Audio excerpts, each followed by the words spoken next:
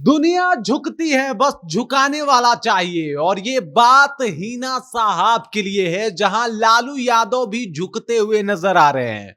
वजह यह है कि लालू यादव, तेजस्वी यादव दोनों गुप्त तौर पे हिना साहब से मिलते हैं और वो चाहते हैं कि हिना साहब वापस से उनके पार्टी को ज्वाइन कर लें। आखिरकार लालू यादव क्यों चाहते हैं कि हिना साहब उनकी पार्टी को ज्वाइन कर लें?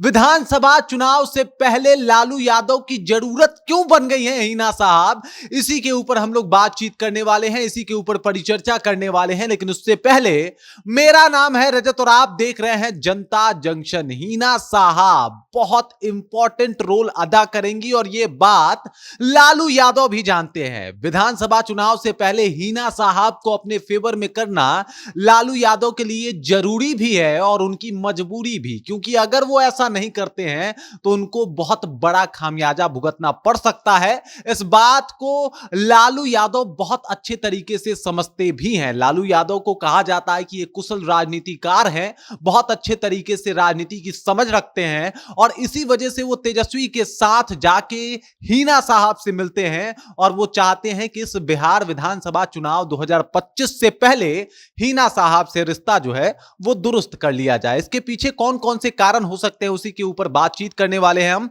तो आइए कारणों पे सीधे सीधे चलते हैं।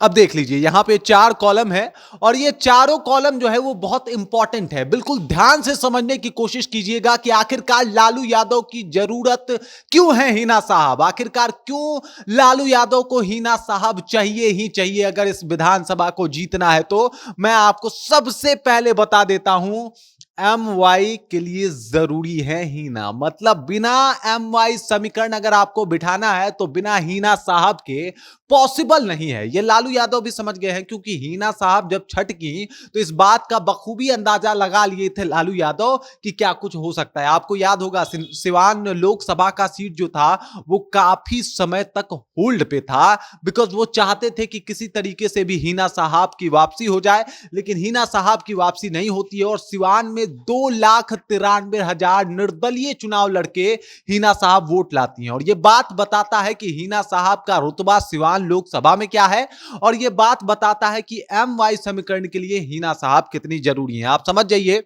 कि MY समीकरण वहां पे बिखरा थोड़ा सा, तो इसका नतीजा क्या हुआ, किस तरीके से बैकफुट पे दिखाई दी आरजेडी और किस तरीके से सारे मुस्लिम लीडर जो हैं वो धीरे धीरे करके आरजेडी से किनारे होते चले गए। जितने मुस्लिम वोटर हैं वो भी आरजेडी से किनारे होते चले गए। एक टाइम पे शहाबुद्दीन जब थे तब लालू यादव उन्हीं के ऊपर सबसे ज्यादा भरोसा भी करते थे, उन्हीं के ऊपर सबसे ज्यादा भरोसा भी जताते थे और शहाबुद्दीन के बदौलत कई बार लालू यादव सरकार बनाए हैं। ये बात वो भूल भी नहीं सकते हैं।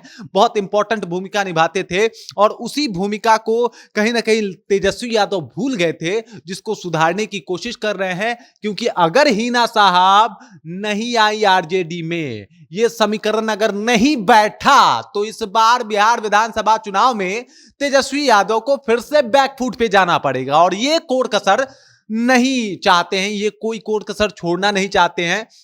और इसी वजह से MY समीकरण के लिए हिना साहब जरूरी हैं, बहुत इंपॉर्टेंट है। और अगर हिना साहब अगर नहीं रही तो क्या कुछ हो सकता है, आप इस कॉलम से समझ सकते हैं। हिना के कारण कई सीटें हारी राजद। बिल्कुल, लोकसभा चुनाव 2024 याद कर लीजिए, याद कर लीजिए सिवान का सीट, फिर याद कर लीजिए छपरा लोकसभा का सीट, फिर याद कर लीजिए पूर्णिया का सीट, फिर याद कर लीजिए सीमांचल के और कई सारे सीट। वजह सिर्फ हिना साहब थी, क्योंकि हिना साहब नहीं थी, हिना साहब ने साथ छोड़ दिया था और तब ऐसा लगा था कि भाई साहब आरजेडी जो है वो बैकफुट पे आ गई है। मुसलमान जो है आरजेडी से नाराज हो चुके हैं, क्योंकि मुसलमान नेता का कदर ना होना मतलब हिना साहब का कदर ना होना। और अगर हिना साहब का कदर नहीं हुआ तो मुस्लिम आपके साथ नहीं जाएंगे। तो आप बात समझ लीजिए कि हिना सबसे बड़ी कारण थी कई जगह सीटों पे हारने की। आप पूर्णिया से की बात कर लीजिए, पप्पू यादव ये लगातार बार कह रहे थे, निर्दलीय चुनाव लड़ रहे थे और वो वहां से ही खड़ा होकर कह रहे थे कि हम हिना के साथ हैं, हम हिना के साथ हैं। क्या इसमें हिना साहब का फायदा नहीं, पप्पू यादव का फायदा था, क्योंकि पूर्णिया में 40% मुसलमान मतदाता है और मुसलमान मतदाताओं के दिल को जीतने के लिए, उनका वोट जीतने के लिए पप्पू यादव को यह कहना पड़ा कि हिना साहब जो है वो बहुत शानदार काम कर रही है, उनको वोट मिलना चाहिए। आपको क्या लगता है सिवान में पप्पू यादव का क्या जलवा हो सकता है? कुछ भी नहीं, जीरो। लेकिन अगर वही बात किया जाए सीमांचल क्षेत्र में, तो वहां हिना साहब एकदम से अपने रुख से पूरा माहौल बदल सकती हैं और वहां के मुस्लिम वोटर ये जानते हैं, ये मानते भी हैं कि हिना साहब बड़ी लीडर है मुसलमानों की, और यही वजह था कि मुसलमानों का दिल जीतना था, हृदय जीतना था। इसी वजह से पप्पू यादव बार बार बोल रहे थे कि हिना साहब को आप लोग वोट कीजिए, सपोर्ट कीजिए, हिना साहब के साथ है, इस तरीके का बात पप्पू यादव ने कहा था। उसके बाद छपरा में रोहिणी आचार्य कुछ वोटों के अंतर से हारी, कुछ हजार वोट के अंतर थे। क्या वजह था? मुसलमान रुष्ट थे, मुसलमान ये मान रहे थे कि जो लालू यादव की पार्टी है वो मुस्लिम पार्टी नहीं रही है, क्योंकि हिना साहब तो निर्दलीय चुनाव लड़ रही हैं, और ये जो कुछ हजार का वोट था, वोट का अंतर था ना, वो मुसलमान वोटों के अंतर का था। और ये बात बखूबी लालू यादव भी समझ गए कि आखिरकार उनकी प्रिय पुत्री ही जो रोहिणी आचार्य हैं वो चुनाव हार जाती है लालू यादव के तमाम दौरों के बाद भी, तो वजह हिना साहब ही हैं, क्योंकि वहां के मुसलमान वोटरों को अपने पक्ष में नहीं कर पाए लालू यादव, चाहे कितना भी दौरा किए वहां पे।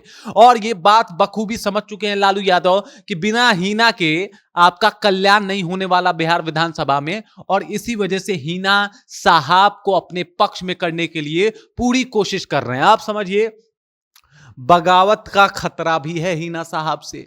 अब समझिए इस बात को, जब निर्दलीय थी हिना साहब तब लालू यादव की खटिया खड़ी हो गई थी। सीमांचल में कई जगह पे हार, पूर्णिया हारे थे जो सीमांचल की राजधानी कही जाती है, सिवान में हार गए थे, हारे नहीं थे साहब, तीसरे नंबर के पार्टी बन गए थे, तीसरे नंबर पे खिसक गई थी आरजेडी। 2,93,000 वोट लेके आई थी हिना साहब। तेजस्वी यादव लगातार दौरा पे दौरा करते रह गए, कुछ असर नहीं हुआ। वहां के मुसलमान इन्हीं को नेता मानते हैं और मानेंगे, ये बात बहुत अच्छे से लालू यादव समझ गए। और फिर उनका प्रयास, उनका कोशिश है कि अगर तेजस्वी यादव को भाई मुख्यमंत्री बनाना है तो इस लेडी को अपने पक्ष में करना पड़ेगा। इनके बिना अगर आप सोच रहे हैं कि आप मुख्यमंत्री बन जाएंगे या फिर मुसलमान आपको वोट दे देंगे, तो यह संभव नहीं है। और इस बात को बहुत अच्छे तरीके से समझ गए लालू यादव, इसी वजह से हिना साहब को अपने पक्ष में करने की पूरी कोशिश कर रहे हैं। बगावत का क्या अंजाम होगा? अगर मान लीजिए ये जेडीयू में चली गई तो क्या होगा आप समझ जाइए। अगर ये जेडीयू में चली जाती हैं तो क्या हो सकता है आप समझिए। अगर इन्होंने जेडीयू ज्वाइन कर लिया तो जो नुकसान हुआ है वो तो आपको देखने को मिला, आरजेडी को वो नुकसान हुआ। अगर ये जेडीयू में चली गई तो उतना ही फायदा जेडीयू को हो सकता है, बीजेपी को हो सकता है। उस दौर एक बात भी चल रहा था कि हिना साहब कौन सी पार्टी में जा सकती हैं और सभी लोग बोल रहे थे कि जेडीयू जाने वाली हैं। जेडीयू में इनका जो एक तरीके से सुरखार भी देखने को मिला था कि ये जेडीयू ज्वाइन करने वाली हैं। इन्होंने ये कहा भी था कि हो सकता है मैं कहीं भी चली जाऊं, मेरे लिए सिवान इंपॉर्टेंट है, और ये बात बता रहा था कि हिना साहब जेडीयू ज्वाइन करने वाली हैं, जेडीयू में चली जाएंगी। वहां पे एक मुस्लिम लेडी की तरीके से ये चुनाव नहीं लड़ रही थी, एक ऐसा छवि था जो एक कुशल नेता का दिखता, और ये बता रहा था कि हिना साहब जेडीयू के पक्ष में चली जाएंगी। और ये बात कहीं ना कहीं लालू यादव को बहुत परेशान कर रहा था, क्योंकि अगर जेडीयू में चली गई तो एक तो नुकसान, ऊपर से जेडीयू को फायदा, मतलब दोहरा नुकसान। और अगर बगावत किया हिना साहब ने तो बैकफुट पे आना तय हो जाएगा, कोई ऑप्शन नहीं बचेगा लालू यादव के पास। और इसी वजह से हिना साहब इनके लिए बहुत ज्यादा जरूरी है, बहुत इंपॉर्टेंट है। और इसी वजह से लालू यादव लगातार प्रयास कर रहे थे, तेजस्वी को लेके जा रहे हैं कि भाई चलो तुम भी चलो, मतलब कुछ मामला बिगड़े नहीं, जब जो भी है सब कुछ ठीक कर लिया जाए, सुलटा लिया जाए, ताकि बिहार विधानसभा का जो है वो रास्ता क्लियर हो जाए। और आखिरी है 2025 में लालू यादव कोई चूक नहीं चाहते, बिल्कुल, क्योंकि अगर हिना साहब नहीं रही तो आपने चूक देख लिया, कई सीटों पे हार हुई है, एमवाई समीकरण खत्म हो गया है। इसके अलावा अगर बागी हुई तो क्या हो सकता है। ये सारे चूक से मुंह फेरना चाहते हैं लालू यादव, तेजस्वी यादव को सीएम देखना चाहते हैं लालू यादव। और यही वजह है कि हिना साहब इनके लिए बहुत इंपॉर्टेंट है और बहुत जरूरी भी है। बाकी इस खबर को लेके, हिना साहब को लेके, लालू यादव के इस प्लान को लेके आप क्या सोचते हैं, कमेंट कीजिए और अपना विचार हम तक पहुंचा दीजिए। बाकी आप देख रहे हैं जनता जंक्शन और मेरा नाम रजत है।